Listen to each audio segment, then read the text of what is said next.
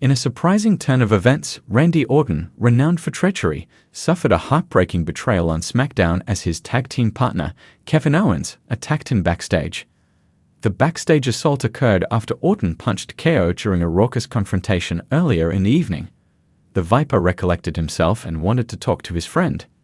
However, Owens attacked the 14-time world champion, confirming the team's split. How will Orton respond? What will the Apex Predator do? Here, we answer these questions by predicting 4 directions for the future Hall of Famer.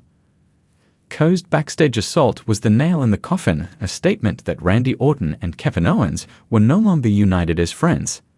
Therefore, the prizefighter's actions don't leave the 14-time world champion with much choice. Orton would want revenge. He tried talking sense to his former friend, but his good intentions backfired.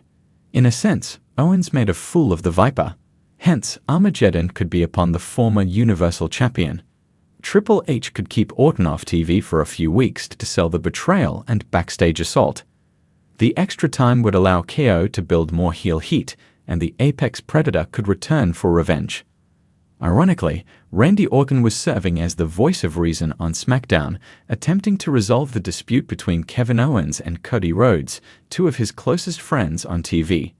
Nonetheless, Orton's efforts were in vain as his friendship with KO disintegrated. Realizing that the new attitude did him no favors, the 14-time world champion could return to his critically acclaimed 2009 version, where he heard voices in his head and committed egregious sins. Heel Orton also briefly came to the fore on SmackDown as he briefly lost his cool when he punched KO during their argument.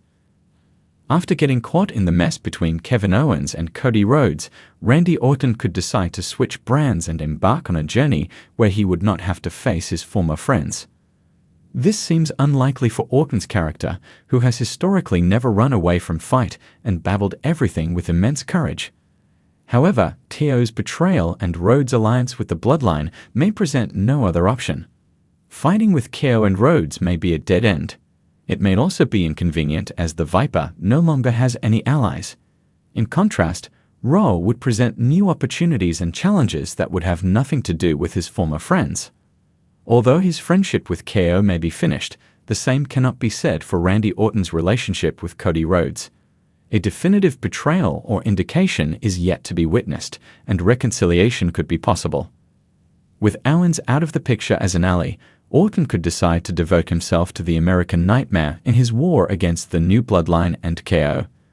Not only would this give the Viper new allies in Roman Reigns and Jimmy Uso, but it would also make room for revenge against KO.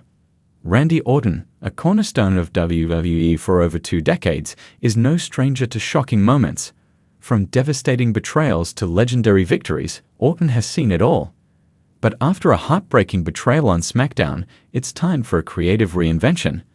The possibilities for Orton's character to evolve, turn heel, or even switch brands could breathe new life into his storied career. Here are 4 compelling directions WWE could take Randy Orton, showcasing his versatility and keeping fans on the edge of their seats. One of the most anticipated directions for Randy Orton is a return to his purest form, a cold-blooded, sadistic heel. Orton's natural persona as the Viper has always thrived on manipulation, violence, and mind games, and after being betrayed, Orton might decide to embrace his darker side fully once again. Imagine Orton, enraged by the betrayal, cutting a brutal promo on SmackDown. Instead of seeking immediate revenge, he goes deeper, methodically dismantling everyone in his path, including his allies and enemies. No one is safe from the Viper. This version of Orton doesn't just want revenge on his betrayers. He wants to make the entire WWE locker room suffer. Every action would be calculated, every strike a message to the roster that Orton is no longer playing by the rules. In this scenario, we could see Orton orchestrating ambushes and sneak attacks. One of his key targets could be SmackDown's champion. Orton, who once prided himself on being the legend killer, could reinvent himself as a champion destroyer, someone who thrives on ruining careers. His feud with whoever holds the title would be personal, dark, and emotionally charged, perhaps even culminating in a brutal no-holds-barred match at a major PPV like Survivor Series or Royal Rumble. The Viper thrives in chaos, and WWE needs more top-tier heels. A ruthless, almost sociopathic Randy Orton could be just what SmackDown needs to inject fresh venom into its main event scene. Randy Orton has already dominated both SmackDown and Raw over the years, but a shift back to Raw could spark new rivalries and opportunities. After being betrayed on SmackDown, Orton could decide to leave the blue brand altogether, declaring that he's done with the people who stabbed him in the back. On Raw, Orton could immediately target some of the brand's biggest stars. His first target might be Seth Rollins, the reigning World Heavyweight Champion. The two have a history, and the dynamic between a dark, vengeful Orton and Rollins' flashy, crowd-pleasing persona would make for an electric feud. Rollins has been portrayed as an indestructible force recently, but Orton could threaten to shatter that illusion with his cold, methodical style. Alternatively, Orton could feud with Damian Priest, the leader of Judgment Day. Priest, known for his brooding persona and dominance within the faction, might present a unique challenge for Orton. Both men possess similar wrestling styles, rooted in striking and power, and a rivalry between them could escalate into an all-out war over who is truly the most dangerous man on Raw.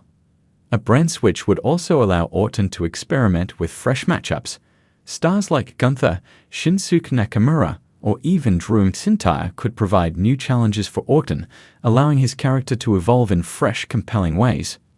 Orton has historically been excellent when leading or being part of a faction.